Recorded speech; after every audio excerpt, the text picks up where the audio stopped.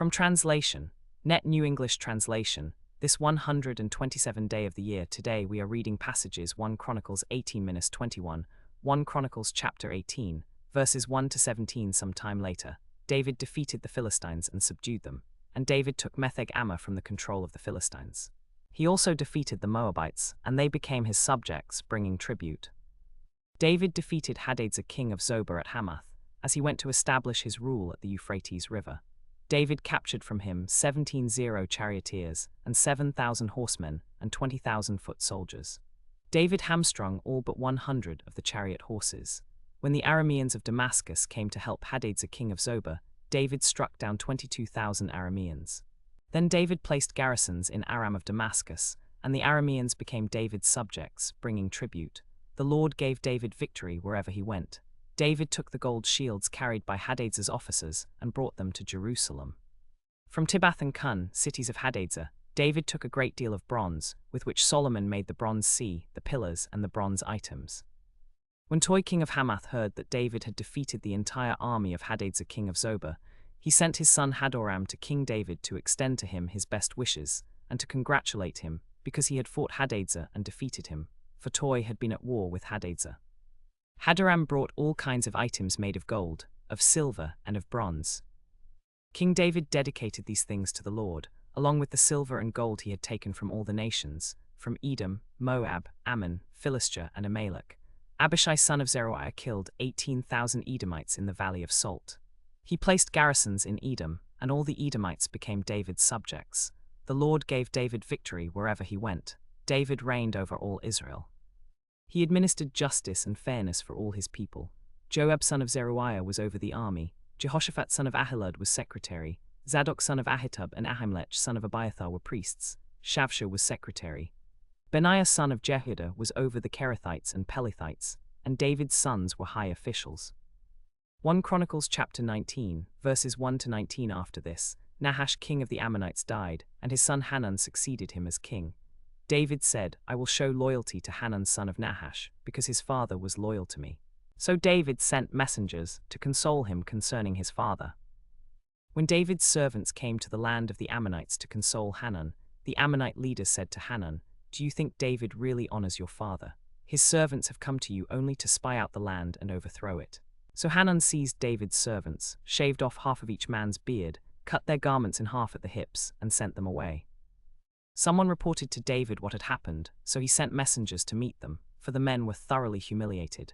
The king said, Stay in Jericho until your beards grow back, then return. When the Ammonites realized that they had made themselves repulsive to David, Hanun and the Ammonites sent 1,000 talents of silver to hire chariots and charioteers from Mesopotamia, from Aram-Maacah, and from Zobah.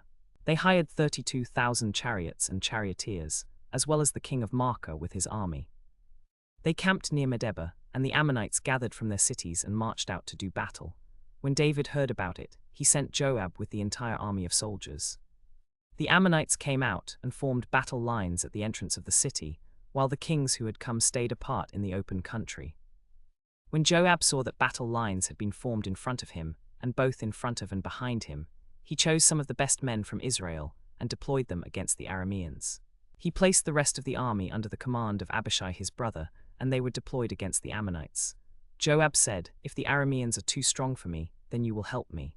But if the Ammonites are too strong for you, then I will help you. Be strong, and let's show courage for the sake of our people and for the cities of our God. May the Lord do what is good in his sight. So Joab and his troops advanced to fight the Arameans, and they fled before him. When the Ammonites saw that the Arameans had fled, they too fled before Abishai his brother and entered the city. Then Joab returned to Jerusalem. When the Arameans realized they had been defeated by Israel, they sent messengers and had Arameans brought from beyond the Euphrates River. They came with Shophach the commander of Hadadezer's army. David was informed, so he gathered all Israel, crossed the Jordan, went to Helam, and the Arameans formed battle lines before David and fought against him. The Arameans fled before Israel, and David killed 7,000 charioteers and 40,000 foot soldiers. He also killed Shophach the commander of the army.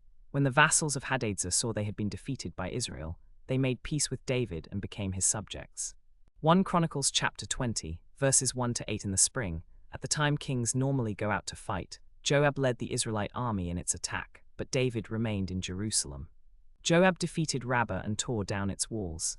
David took the crown from the head of their king. Its weight was found to be a talent of gold, and in it was a precious stone. In fact, it was placed on David's head. He also carried a great amount of plunder from the city out. He brought out the people who were in it and put them to work with saws, iron picks, and axes. David did this to all the Ammonite cities. Then David and all his troops returned to Jerusalem. After this war with the Ammonites, war broke out with the Philistines at Jezer. Then Sibbecai the Hushathite killed Sippai, one of the descendants of the Rephaites, and the Philistines were subdued. There was another war with the Philistines, and Elhanan son of Jair killed Lahmi the brother of Goliath the Gittite, the shaft of whose spear was like a weaver's beam. There was still another war at Gath, where there was a very tall man who had 6 fingers on each hand and 6 toes on each foot, 24 in all. He too was descended from the Rephaites. When he taunted Israel, Jonathan son of Shimeah, David's brother, killed him. These were the descendants of the Rephaites in Gath. They were killed by David and his soldiers. 1 Chronicles chapter 21, verses 1 to 30. Satan stood up against Israel and incited David to count the people of Israel. So David said to Joab and to the commanders of the army, "Go, number Israel from Beersheba to Dan, and bring me a report, so I may know their number." Joab replied, "May the Lord make his people 100 times more numerous than they are." "But my lord the king, are they not all your servants? Why then does my lord want to do this? Why should he bring guilt on Israel?" But the king's word prevailed against Joab. So Joab left and traveled throughout Israel, then came back to Jerusalem. Joab reported the number of troops to David. In Israel there were 1,100,000 soldiers who could handle a sword, and in Judah there were 470,000 who could handle a sword. But he did not number Levi and Benjamin, for the king's command was repulsive to Joab. But God was displeased with this thing, so he struck Israel. Then David said to God, "I have sinned greatly by doing this. Now I beg you, remove the guilt of your servant, for I have acted very foolishly." The Lord said to Gad, David's seer. So Gad went to David and said to him, "This is what the Lord says.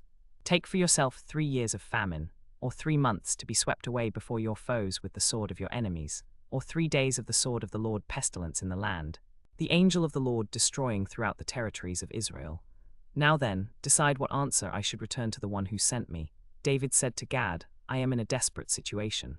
Let me fall into the hands of the Lord, for his mercy is very great, but do not let me fall into the hands of men." So the Lord sent a pestilence on Israel, and 70,000 people from Dan to Beersheba died. And God sent an angel to destroy Jerusalem.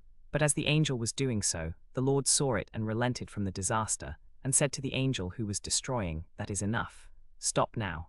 The angel of the Lord was standing by the threshing floor of Ornan, the Jebusite.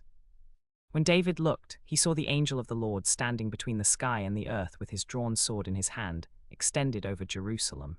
David and the leaders, clothed in sackcloth, fell with their faces to the ground.